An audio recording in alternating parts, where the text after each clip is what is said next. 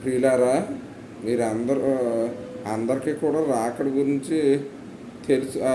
అందరూ ఎక్కువ రాకడ అంటారు, కానీ అందులో 2 రాకడలు ఉన్నాయని మీకు ఎవరికైనా అంటే ముందు పట్టు వచ్చింది కాకుండా ఇంకో 2 ఉన్నాయి అన్న సంగతి ఎవరికైనా తెలుసా? అవును, ఒకటి బహిరంగ రాకడ, మరొకటి రహస్య రాకడ.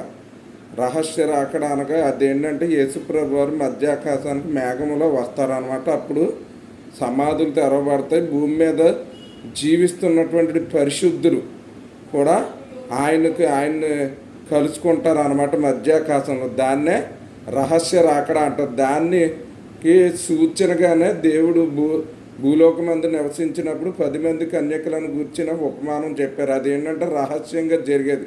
ఎవరైతే మెలకువగా ఉండి సిద్ధపడి ఉంటారో వాళ్ళే దానికి అర్హులు అవుతారు. వాళ్ళే ఆయన్ని కలుసుకోగలుగుతారు అన్నమాట. కనుక ఈ సత్యాన్ని గమనించుకొని ప్రభువు యొక్క రహస్య రాకడ కొరకు సిద్ధపడాలని ప్రభువు నామమున కోరుతున్నాను.